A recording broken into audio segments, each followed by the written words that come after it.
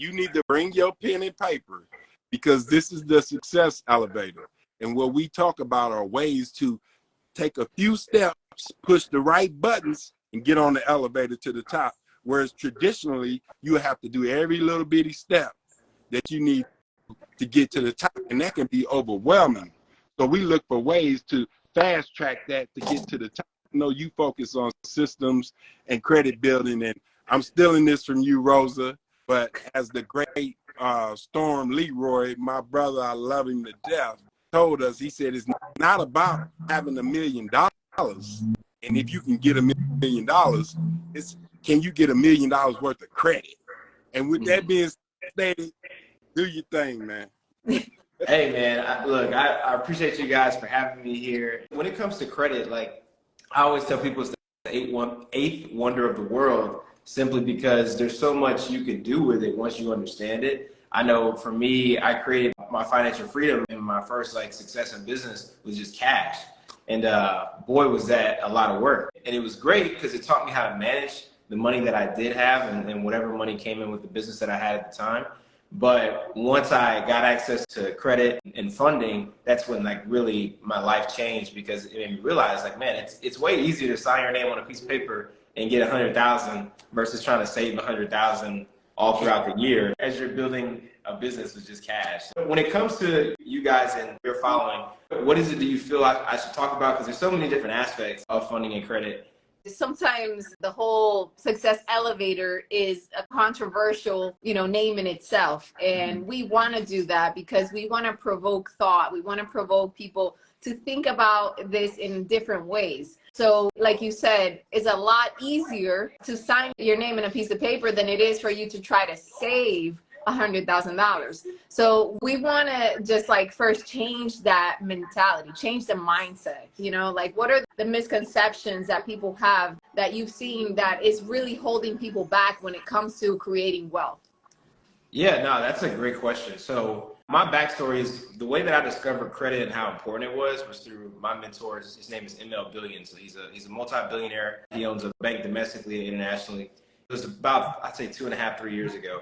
And so when he talked about how he became a multi-billionaire, the foundation was credit. And so what I recognized is that for me, I already had cash flow coming in that exceeded my expenses from the business I had. And I wasn't really working the business anymore because I had automated, delegated, eliminated all the processes of the business. And so I thought I was doing good. But then when I heard his story, I was like, wow, I'm just touching the tip of the iceberg, And so when it came to even my own misconceptions around credit, I've always been taught, I'm sure you guys and everybody who's listening to this, that debt is bad. We've all been taught debt is bad. Make sure you don't take out high interest credit cards. Make sure you don't put yourself in a whole bunch of debt. If you go to school, don't get a lot of student loans. Those were those ingrained mindsets that my family did. I remember my dad used to tell me, son, try to get as many scholarships as you can so you don't have to pay student loans. And I mean, he talked about that so much when I was in high school. And I was like, God dang, it made you scared to even get a student loan. And I remember I didn't have to do student loans for my first 2 years of college, but when I transferred to Louisiana State University, I was like, man, I got to get a student loan. It's funny because he was right, I guess. I still have that student loan today. It's $20,000 just sitting there, But for those who are watching, student loans aren't bad. It's the age of them that helps your profile, actually, because it's generally the first trade line that we ever get as humans, going to college and all that stuff. So, but when it comes to the biggest misconceptions that I've seen, and that now, knowing what I know now, I recognize I have to help break down in other people's minds, is that a lot of people don't realize the cash that we're chasing whenever we go to that job every day or we're building that business every day is actually debt. It's printed money, it's IOUs. That's why it's called a Federal Reserve note, And so a lot of people don't realize that the actual piece of currency that we trade with every single day for goods and services is actually debt. And so once I know Mr. Billion broke that down in my brain, I was like, wow, so we're afraid to borrow money from the bank, but every day we're trading goods and services with borrowed money that the Federal Reserve is printing, So when you guys talk about the success elevator, it made me realize, wow, I really took the stairs, when it came to trying to get to the next level of being successful in business. Now, comparatively to an average person, I didn't think I did too bad, looking back, so I don't want to kill myself or anything. It's I only really had a job, like a full-on career job for 1.5 years, and that was 6 years ago. And so comparatively, it wasn't that bad compared to people who may have worked for 40 years and they're just starting to figure out, or understand how wealth is being built. But what I learned from his situation, though, was that, one, debt is not bad because we're literally using debt every single day. It's just how we use debt is what determines if it's good or if it's bad. And so, hey, all of you, real quick, so because this might help some of the people out, to break down the dollar real quick. It won't take me 1 minute. And the British pound is backed by gold. The American dollar is backed by nothing. It's nothing. Like, we have an oil dollar. We still have the oil dollar, I think. But the actual green money that we got, that's what inflation is. It used to be backed by gold until I think it was Nixon that removed the gold from the dollar. So now the value of the dollar is just based on what the country is doing. So it's not backed by nothing. And that's what he means by debt. It's just a debt note. That's all it is. So if you think debt is bad, then stop spending money. But I'll leave it at that. yeah, Coach G. He just had to tweak that a little. Yeah, I like it. I love it. Yeah, no, it's so true, man. I love how you put it because that's the facts behind it. It really is the facts behind it. There was this book that I recommend everybody go read that Mr. Billion told me to go read, and it's called The Creatures from Jekyll Island. And it talks about how the American banking system was created and how, essentially the total American economy was built the education system around making people essentially put themselves in debt using mortgages and auto loans, all those things. So because we're taught to go get in debt for things that are liabilities, but not for things that are assets. And so that's a pretty simplistic thing for business. I mean, if you guys have read Rich Dad Poor, I know you guys have, but I'm talking about the audience that's here listening. If you guys have read Rich Dad Poor Dad, the basic simplicity of how you become wealthy is you buy assets and you eliminate as many liabilities as possible. And so the issue is most people say, well, I don't have the money to buy an asset. Like I don't have the money. And so the thing about credit is that credit was built to give you the money so you can go do whatever you need to do. But we generally take that money and we go get a mortgage because when you graduate from college and get that good job, you got to go get that house, man, because now you're married and you need a house, or if you're going to college, hey, go to college and go get your master's. Oh, you don't have scholarships, just take out a student loan. Man, I need a car. Well, I'll use my credit money I don't have to go get a car. So why not use credit money you don't have to go buy an asset that's going to pay for the credit and pay you? And that's the simple mindset. And I think today a lot of people kind of grasp that if they're in the information world, like if they're on Instagram, they've seen droplets of it. But even though from a high level overview that it's that simple, I mean, how you guys know it really isn't that simple, right? Like it's not that simple. No. So if I could go back and I look at the elevator right now, because I love that title, the Success Elevator. Yeah. When I look back at the elevator, I think the fastest way to get to the next level is first and foremost to get access to capital. That's like the fastest way. And the easiest way to do that is to have a credit profile that's clean, meaning there's no late payments, no collections, no bankruptcies. It has low utilization. And then you have an income. And so an income that doesn't need to be crazy high, but just needs to be enough to keep your to income ratio low, which all that means is you got way more income coming in than how much you have to pay monthly. And so if you could have that formula, which we call it with my students a funding window, you can go get whatever you want, right? Oh, what's the shirt? What's the shirt? That's the formula, bro. Yeah, what's the formula? Yeah, I saw that on one of your pieces of content today. It was like, what the F? It's like WTF, and I was like, he's really weird. And then it said, what's the formula? Like, okay. Formula, and you're talking about one, man, for the credit building. And so for the listeners and the people that say, well, my credit is bad, I don't have perfect credit, what can I do? Yeah, so for those people, I was in that same position. Like I had the cash flow coming in from my business at the time when I met Mr. Billion, but the issue was my credit was bad. I had ruined it attempting to become an entrepreneur for 2.5 years. And so I started off at like a 540. All right, just to kind of create some transparency for everybody. All right, you don't have to start, if you got a 700, 800, hey, you're good, right? Good. But for those who don't, it's not the end of the world. So I remember whenever I started digging into credit repair and understanding how it works, I recognized that there's this act, it's called the Fair Credit Reporting Act. And so it's really built for the consumer, like me and you.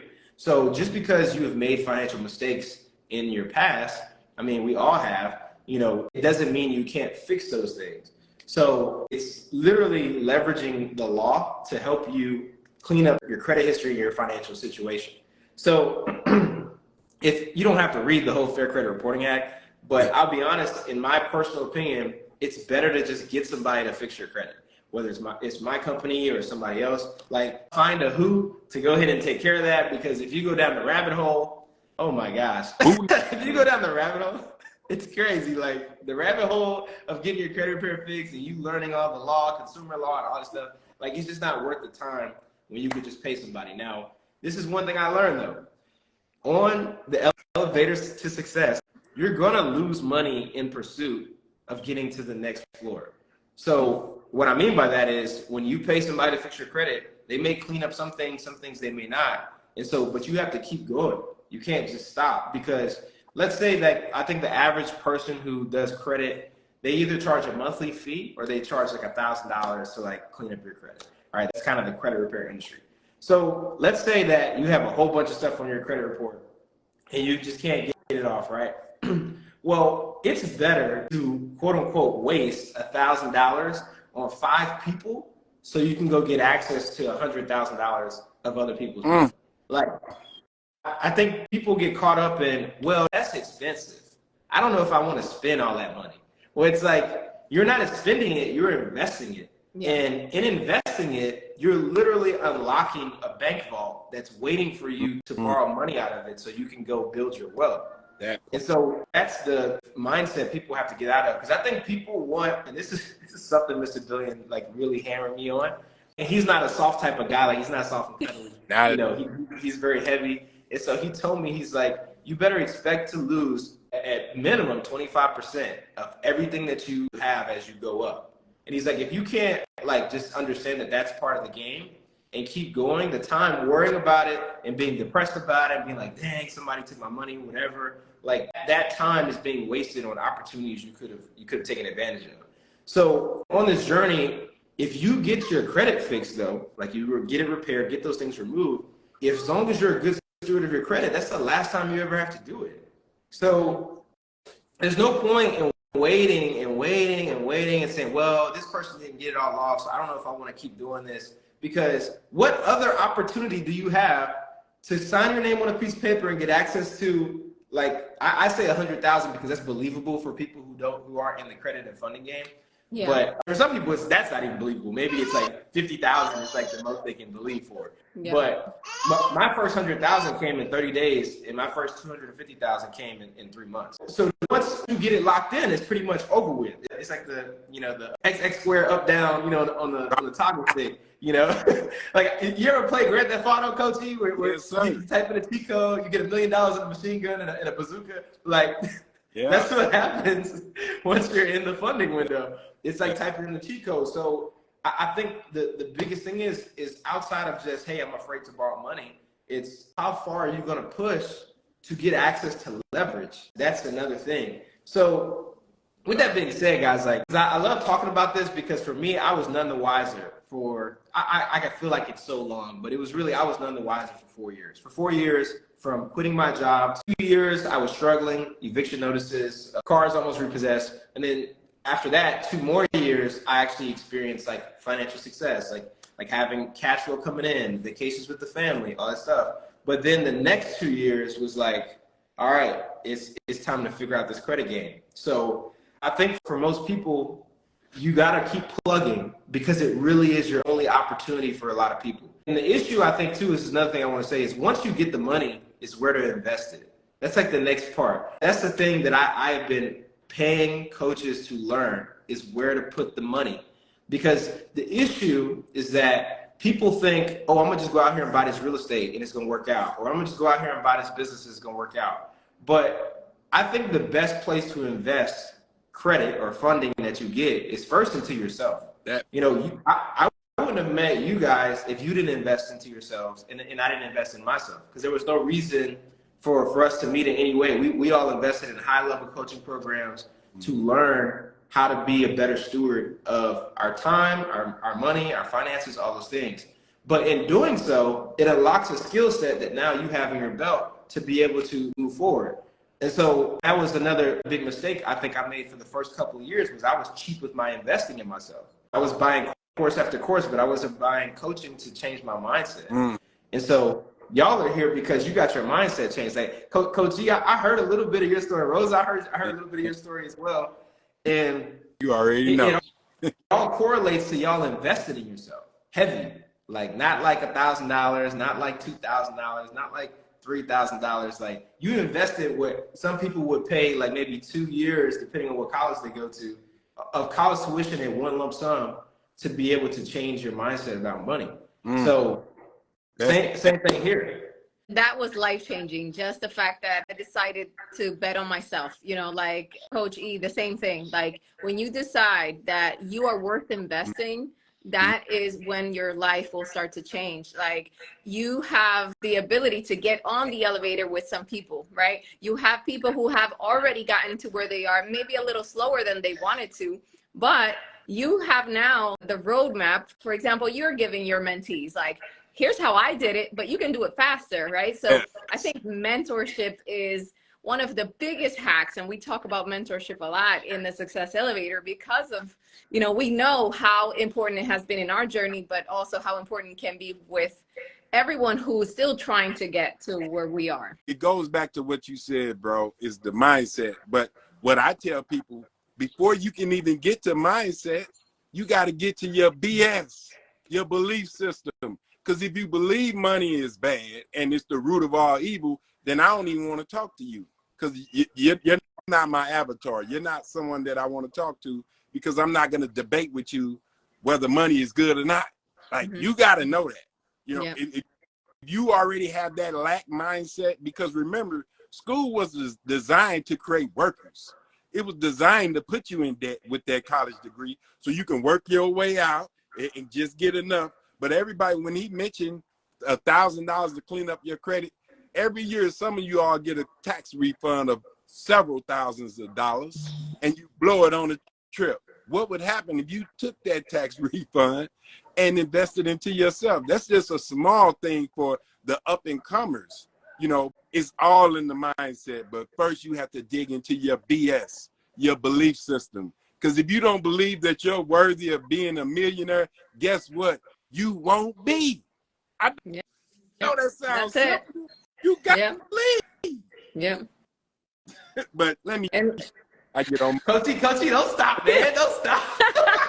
yo, you got me on the edge of my seat. Yeah. It's real though, bro.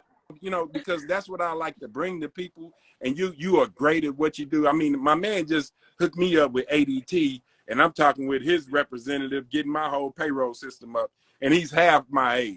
And it doesn't matter. I still pay homage to these young lions. So it's not about age, it's about maturity. And what you went through, your mentees don't have to go through what you went through. That's the success elevator. If you want to try to figure it out on your own and take every step, then good luck. We'll see you at the top whenever you get there. Because I know 50 steps is longer than a few steps and pushing the right buttons. And the right buttons are right up here.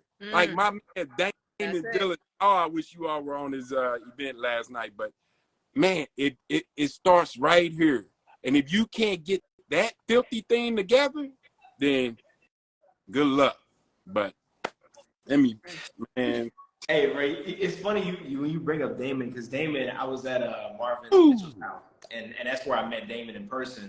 And he was telling me about this guy who was his mentor, and how this dude just they went to eat in California somewhere, and the dude just walked into the store, grabbed a Richard Mille watch and walked out and was like, hey, what else we want to do today? And it was like he was spending money on just, I guess what would be considered, straight liabilities, but he had so much of it, like he doesn't even quantify or think about those things, you know. Damon, what he explained to me about that situation, even though that sounds really cool, he was like, this dude's belief system is just at a whole nother level around money. And so I love that the BS, the belief system, it is so important. It really is. BS, your belief. Yeah. Most people's belief system is BS. They don't even believe they're worthy of it. It's so true. And they hang around people who confirm that belief system. That's right. Circle. What do you say? What did Nipsey Hussle say, Rosa? If you evaluate your circle and the people around you are not helping you grow, then it's not a circle, it's a cage. Sign that for that boy. Shout out to the late great Nipsey Hussle. Boy, follow him for sure. But bro, tell everybody how they can follow you, man, how they can get involved with you. We definitely want them to reach out to you because listen, you all, before he does that, stop trying to do it on your own. Stop trying to figure out I'm gonna wear multiple hats and be proud. I don't have any time during the day because I wear multiple hats. What type of fool are you? Stop doing that. Get you some help.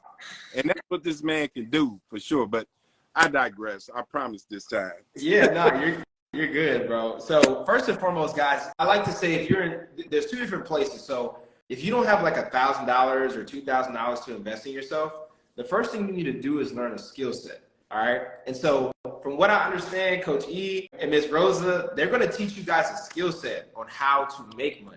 All right. That's the first thing you need to get down. That was the first thing that I did was I learned how to make money first.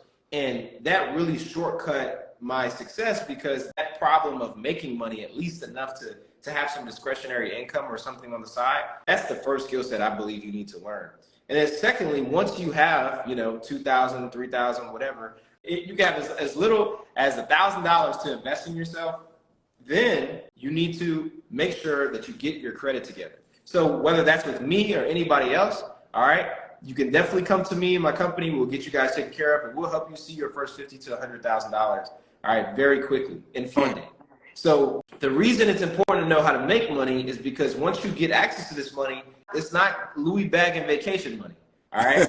Like you cannot take bank money and go through Louis bag and vacation because the second you do Louis bag and vacation, it's over, all right? Like you just move yourself way back, like the elevator crashed and it just went down, all right?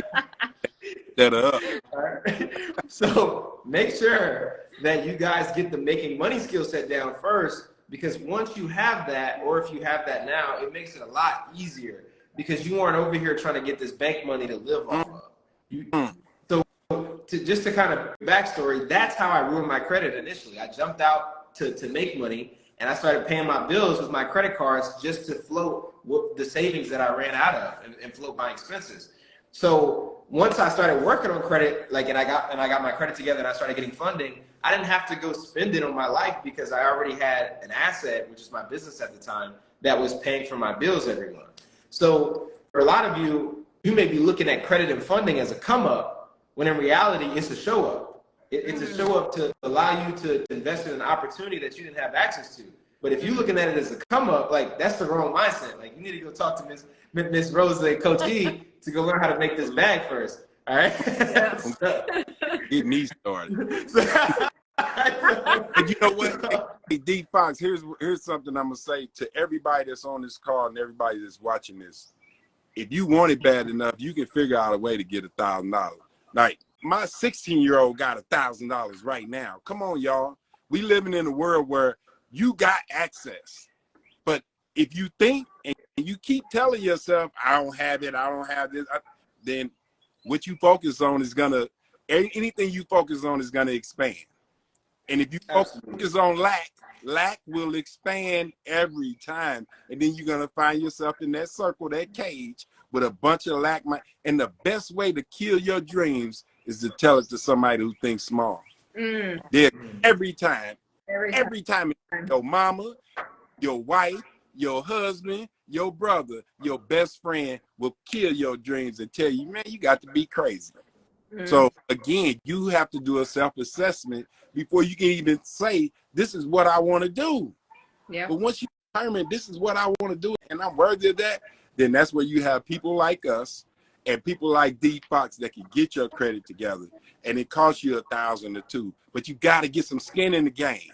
I'm gonna do it. I can do my own credit. It'll only take me 2 years. So it's Not your mom. it's so true. Like, because we only have like so much time. Like, what's crazy is, so one of my mentors that I paid for coaching, right? I paid this man a few $1,000s for coaching to learn mergers and acquisitions, and that's like buying businesses. Just a couple of days ago, I get an email from him saying, "Hey, we're not going to have any more, like coaching calls." And so I'm like, all right, like, what happened? Because I got this man's number, we're on the phone and stuff. A few days later, I check my phone and it's a text from him, but it's his wife texting me. And she said, "Hey, DePaul, I'm sorry, but he was in a fatal car accident." And What? yeah. And so he didn't die. God. Yeah, he didn't die. But it showed me, like, no matter what level of finances you're at, like, people think youth is something that, like, you can just go and do whatever you want. But people also feel that way, like a wealthy person can't really have much bad stuff happen to him. And so this dude is a young man, family, got wife, kids, and he's in the hospital right now. And I don't know if somebody else died in the car accident or what, but it just showed me, like, man, we really don't have all the time we think we have. That we think we have.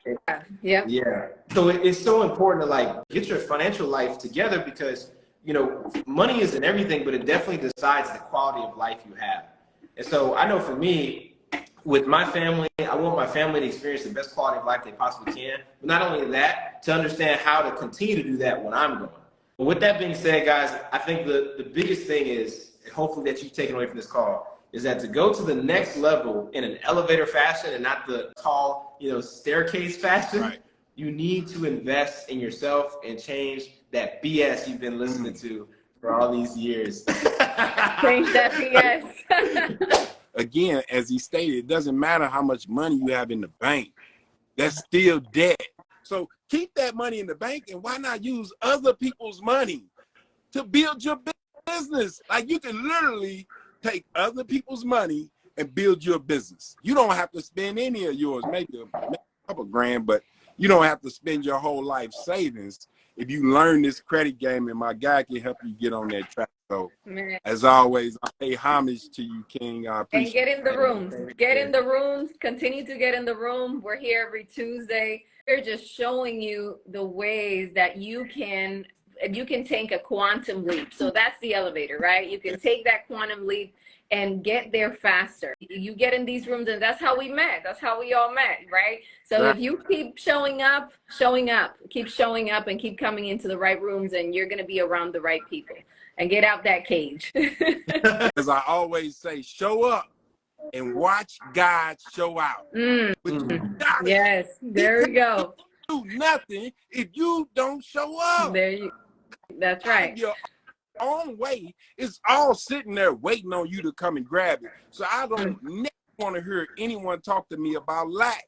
I don't want to hear about your bills. I don't want to hear about nothing you're going through, because it's all right there. But you're too stubborn to get out of your own way and get with it. You are made in the image and after the likeness of God. Everything on this earth is designed to bow to you. And you sitting up here complaining about a bill. Man, I'm finna get up off this thing. Don't get me started up here. This is the first time he gets up. Man. In all the shows we got, this is the first time he gets up out his chair. So, this is good. This is good. I want to see everybody win, you all. We need to win high levels. We can be up there in the PJs, not the projects, the private jets. Private jets. You stuck on the PJs. I was raised in the projects, so you still there? Come on. You know what? Me and wifey, we're going to have to do something together, because I feel like we're right there. Man, that's a beautiful thing. That, and to touch on what Rosa said, seeing you and your wife do it together. It's amazing. Hey, yes. Life is my best. Love you guys. Understand where you at. Like, that's what it's about. That's true Black love. That's on a whole nother level, and I just love it. So shout out to you, bro. Yo, I love that. Hey, I'm just dying laughing. And you said that's true black love. Like I'm just sitting there laughing. If you Puerto Rican, Dominican, I don't care. It's color. No. I always pick on her because my wife, she's from Louisiana, but she's Louisiana Creole.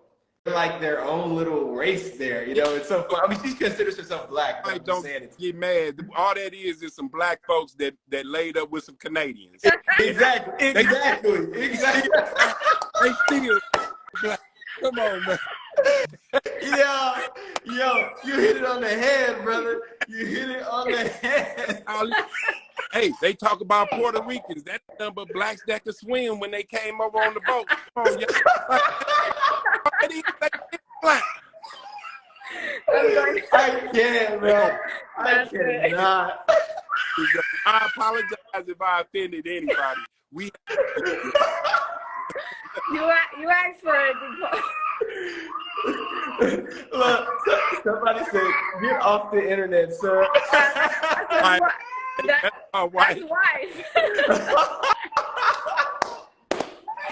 Oh man! Every Tuesday at 5:30 CST time, and listen, it's all about. We want everyone to be successful. You all, like we desire that for all of us, no matter what your race, creed, or color.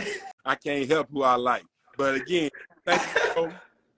Anything you need from us, let us know. And anybody out there, every Tuesday, we doing this on a whole nother level, you all.